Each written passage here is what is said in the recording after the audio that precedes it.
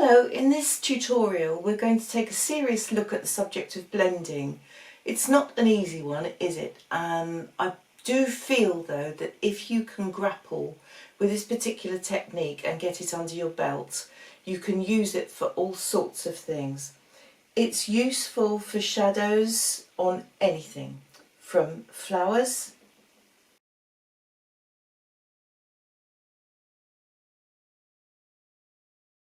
fabric,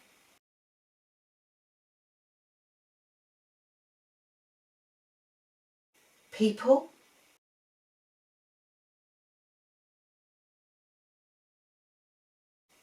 and even hillsides.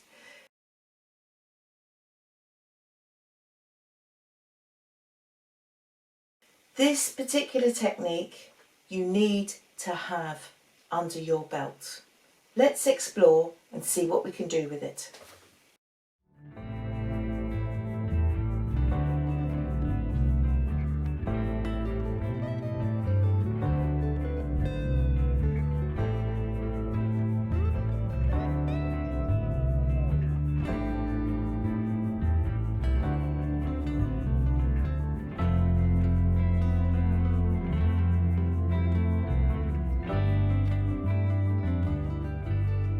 First and most basic blend that you're going to need for anything and everything is a straight line where you're putting a shadow under something or next to something. You need one hard edge and one soft edge. So we're going to paint down with our paintbrush. I'm using a number 8 brush and I just want to lay down my magenta. I'm going to rinse my brush completely so that it's clean and then dab to get rid of any extra fluid on the brush. And then if I come down here and I just run my brush down that side, it softens the paint. Rinse, dab, come down again, and that gives me an even softer blend. I'm going to do it a third time, completely rinse, get rid of the pigment, get rid of the drips, and then come down a third time. Do that 2, 3, 4 times. I can come in again, and this time I'm coming out a bit. And I'm going to soften down this edge. I can run it back up. But you want that lovely softness of one side. Let's do it again. Different colour. So come down here, like this. Rinse. Dab. Come in again. That keeps that edge soft and wet. Rinse. Dab. Come in. Run it down again. And there you go. So you're probably taking off a quarter of the paint to a third of the paint, but you want this soft edge. And it's all down to how wet your brush is and how wet the paint is. The rinsing and the dabbing, rinse it because that gets rid of any pigment so you're not just moving it around and making a mess.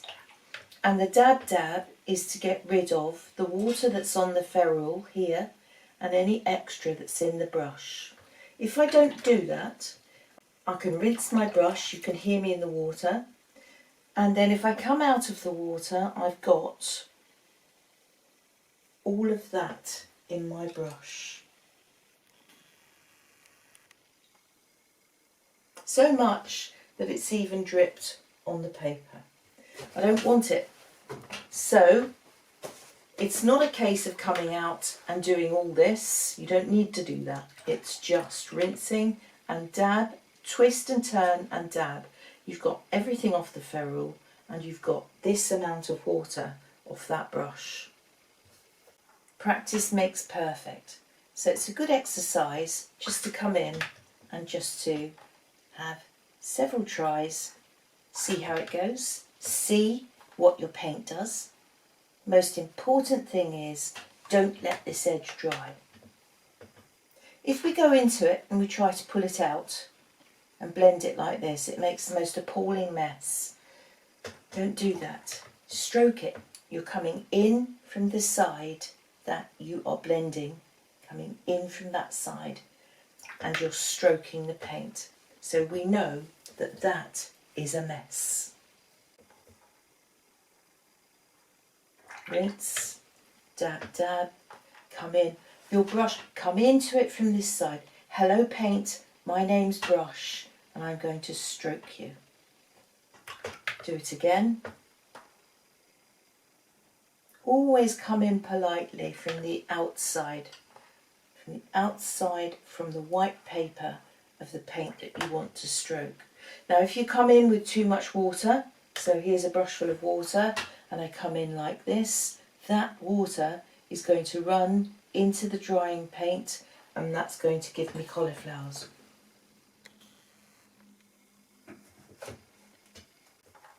If we put the paint down and we leave it too long until that edge dries, when I come in to blend it now, I've got a hard edge and I'm going to struggle like mad to get rid of this hard line.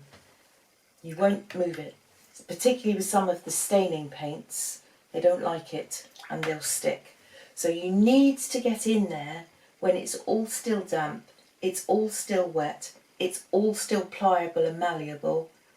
And of course the weather has a certain degree of effect on that. On a hot sunny day, that will dry very quickly and you won't be able to get in there fast enough if you dither. You need to get in there as soon as you've put it down. So we have a straight line and we basically know what we need to do with that. But what happens when you have a different shape? If you have one angle meeting another, in a drawing or a painting, you have a wall and this is a house maybe, and you want to put shadows against each. So we have perhaps an angle like this. A shadow always bends in the corner. It doesn't go straight into the corner and then straight down with a nice 90-degree bend here. It curves. Therefore, that translates this way. You'd have that edge and we'd have that edge, but in that corner it would curve like that. And with that one we need to rinse and dab dab, and then again we come in from the white side and we're going to just run the brush around like that, keep it wet, rinse, dab it again, and then just come in, and that gives you a lovely blend on that angle. When we are looking at this angle here, a little bit more difficult because this time, let's put the colour in. So down here, into the corner, up here, and then I have to blend.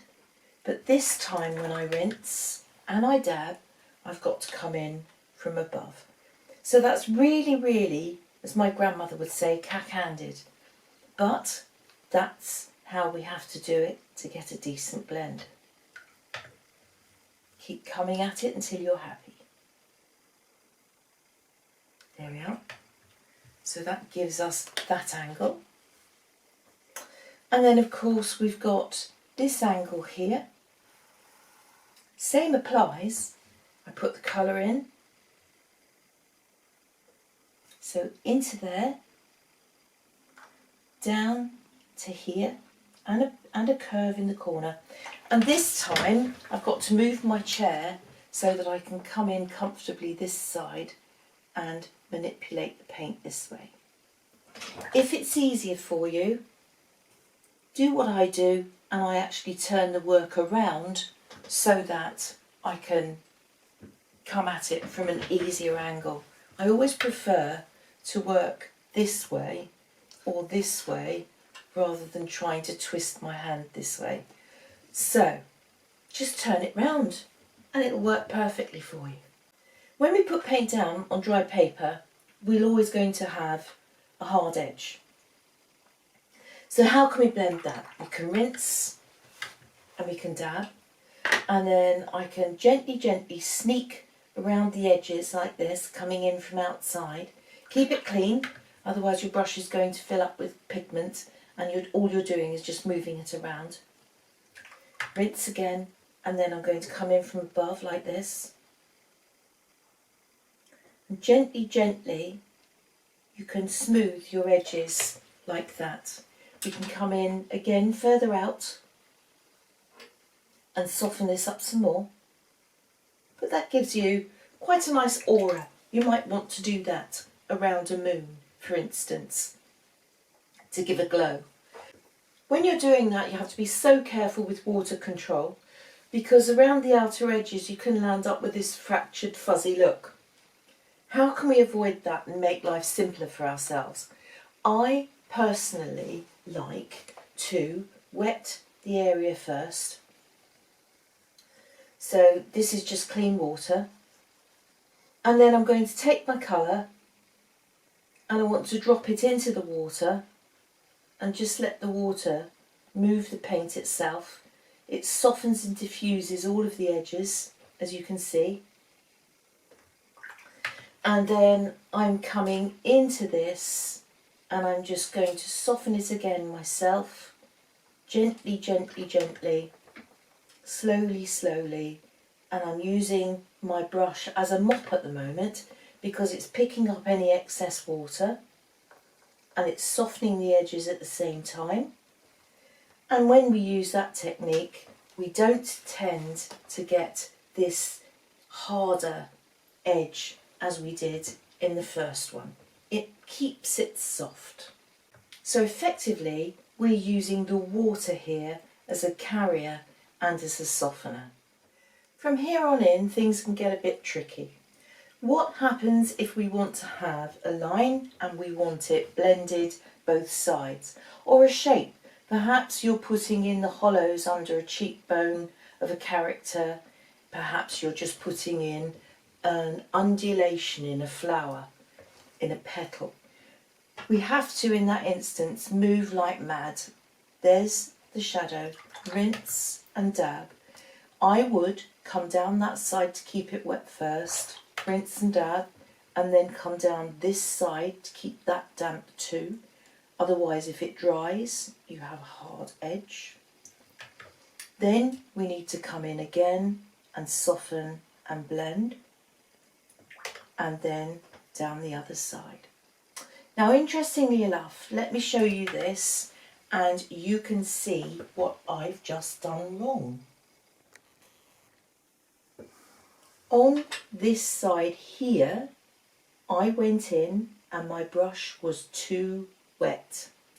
And what's happened is this is drying in the middle, and on the outside the water has run into the drying paint, and I've got this cauliflower down this side, and where I lifted my brush and I had a blob of water, it's actually run completely into this and given me this cauliflower.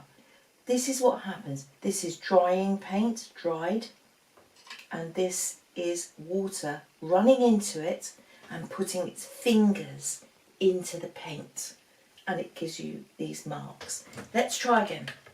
Let's have another go. So here's my blue.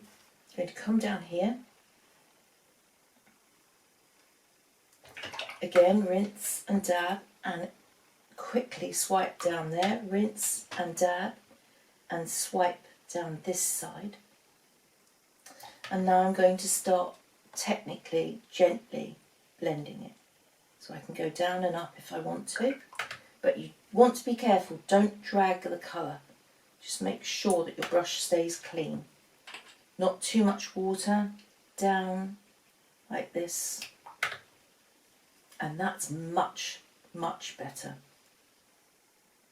Much, much better. Two soft edges, but always come in from the outside, come in this way. Here's a good one for you. Imagine again that you have, used a lot of your imagination today, eh? We've got grasses. So in the foreground of a picture, just think that you might have a bunch of grasses, a little tuft, and we want to paint the shadows behind it to make it stand out. This will be light, this would be dark. Why would you be doing that? Well, if you look at this, you'll see that there's an awful lot of foreground. What do you do with it? How do you deal with interest in your foreground? This is a good way to do it, by painting negatively. You're not painting the thing, you're painting what's behind it. And this is what we're going to do here. Therefore, you have your grass, and I want some green paint. And this time, I'm going to come in from above, and I'm going to put in the shadow that would be behind my grasses. There's rather a lot here, so I'm going to have to move like mad. Like that. Rinse and dab. And this time, I'm using a zigzagging, soaring motion to come in above and to soften that. I've done that once, now I'm going to do it again. This time I'm coming further out, so come to the edge, this watermarked edge this time, to soften that. Now there's a lot of pigment there and I'm going to make it messy, so I'm going to clean my brush again and then come down there like that. So as you can see this time we've got a nice halo around what would be our grasses or bushes or shrubs or whatever that is. Could be a house. But by putting the dark behind it, it makes this look lighter and it makes it show up. And this is called negative painting. So you're painting what's behind, not the thing. And that's a very good way to add depth to a picture and interest to a foreground. But you're digging into the colour. This time your brush is going in a zigzag fashion like this, and you're taking the brush strokes up and down and up and down. Here's an interesting one. If you're painting metal tubes, trees perhaps, and you need to have shadow one side, lighter the other side, maybe even a highlight somewhere within, you would need to take two colours, one lighter, one darker. So here is a nice interesting burnt sienna. And then down along the bottom, I'm going to this time paint, that's Prussian blue. And simply by taking my brush, cleaning it and dabbing it in the usual way, and then I'm going to run it up between the two colours, touching both colours. Do it again, rinse and dab, run it up through the two colours like this, and again, and it brings them together and gives you the idea that you've got a rounded a rounded tubular object, and you have that bit of highlight in the middle. If you're not too keen on that, let's do it again. You want a bit more of light, say, in the middle of that. Let's just come through again. And this time, let me show you, we can use one colour. I'm going to just fill it in with blue. This could be a lamp post, a street lamp, anything. And if I now have a thirsty brush, so by that I mean I really am going to wipe, dab, dab, dab. I want this to be dry now. I'm going to come through here with a thirsty brush. Thirsty brush because it's dry. And then I'm going to do that again. And again, until you're happy. And that gives you quite an interesting tubular look, because you've got the darkness on the two edges and you have the highlight through the middle. And this is you manipulating the paint and manipulating the water. You're being clever with this. This is what watercolour is all about, is learning how much paint, how much water. Here's another interesting way to manipulate the paint and the water. Imagine you have a cloud. See, it's that imagination again, isn't it? And this time I want to put a little bit of shadow and colour in the cloud, and I want a darker belly, but I want it to be blended on all edges. To do that and to soften everything, I'm just putting some water onto my paper. Now, don't go in there with puddles. I simply want enough to just dampen it so it's got a shine on it, but it's not puddly wet, runny wet. And into that I'm going to add, I've mixed a little bit of my magenta colour with the blue, and I just want to pop a bit of that in, and that gives me the lighter colour in the cloud. And because there's water there, all the tops of this are going to be lovely and bright and hard, sharp white against the blue sky behind. You'd now go in and you'd use the technique that we used with the grass to paint negatively, put the sky in. Whilst that's still wet, I want to go in there now with my blue, and I'm going to drop a bit of that in. And because it's wet, I can drop it in, and then I can rinse my brush and dab my brush so that again I have control of the water. And now I can come in and I can manipulate that because it's still damp, and it allows me to do it without leaving lines. So I can just scamper around there, pull it about. If you don't like blobs that are left like that, dry your brush on your cloth and then just come in and lift them out. Use your brush as a mop. And now I've got this hard line on the bottom. It's fairly soft, but I want it to be softer. So you remember this kind of zigzaggy motion that we used before? I've cleaned my brush and I've dried it, I've dabbed it.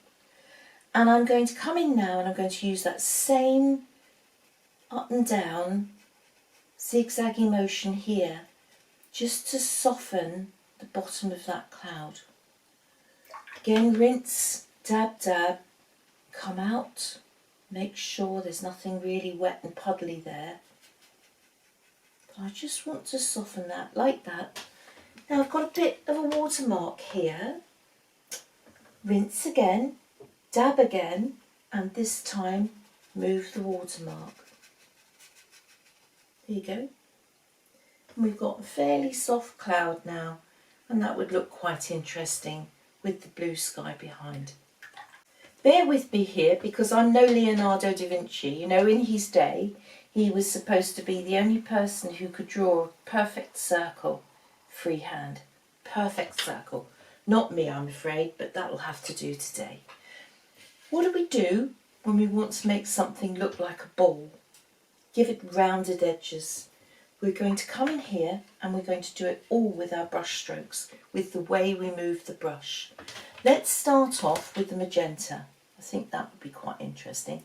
And I'm going to load my brush up with magenta, and I'm coming in, I'm using the whole brush. Can you see it's all on the page? And I'm going to come round that edge, and as I get to my ends of the colour, I'm just going to lift off a bit.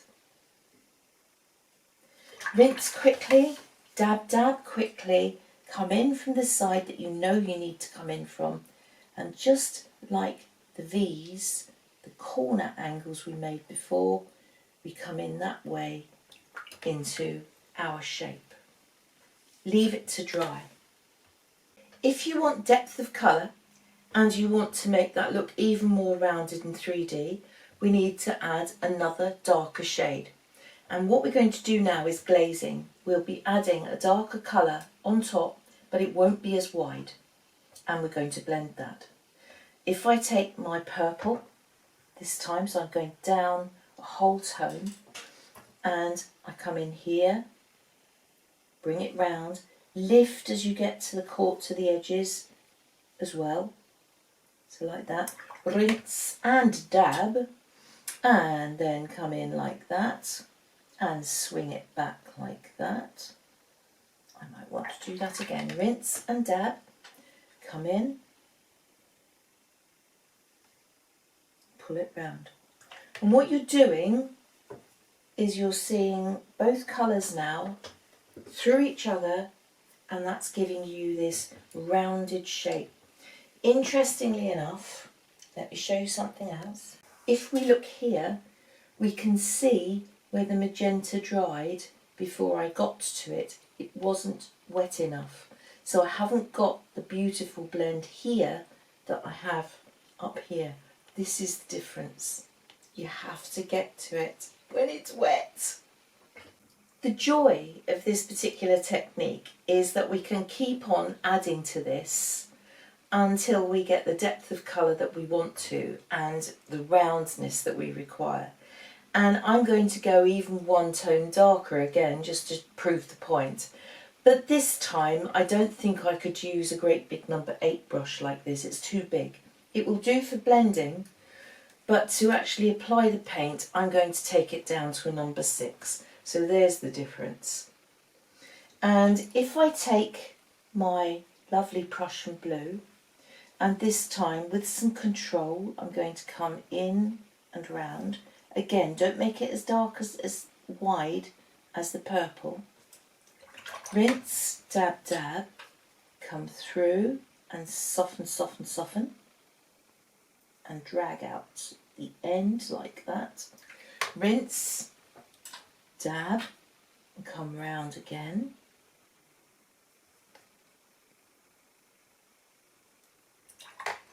You see, you can land up with these 3 colours like this, giving you this gorgeous tonal contrast all the way around. And I could even, using a smaller brush, if I wanted to, come right around that edge and do that with something like Payne's Grey to make it even darker. And your brush strokes in this instance, you're moving around the shape that you have, rocking backwards and forwards in this pattern. Finally, let's look at it from a really practical point of view. I've previously painted 2 lines here, and I'm using quite a staining colour. I mean, Prussian blue, don't get it on your clothes. You'll struggle like mad to get it out. It's a staining colour, but you can manipulate it to a certain degree. If you wanted to soften a line that you've already painted and it's dried, use a flat brush like this, a nylon brush that's quite hard and springy. You can hear it. And it springs right back to where it came from. This is too soft. I wouldn't be able to do what I want to do with this with a rounded, soft sable brush. This is hard and bouncy. I'm going to use it damp, so water and just a dab. And then I want to come in underneath, and I'm using the edge of the brush and using a backwards and forwards motion to come in, and I can soften a dried line. And that is a really invaluable technique. You can, if you want to, with the damp brush, the round brush, dab, dab, you can still come in then, and you can come through and you can blend that side. So that is another way to work something if you've forgotten it, or if you didn't do it in the first place, if you're not sure.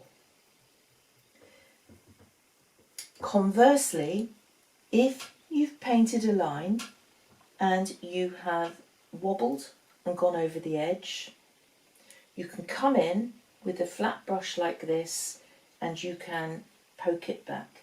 You can push it back. If we keep cleaning it and we keep coming in, and if we use a tissue to just blot,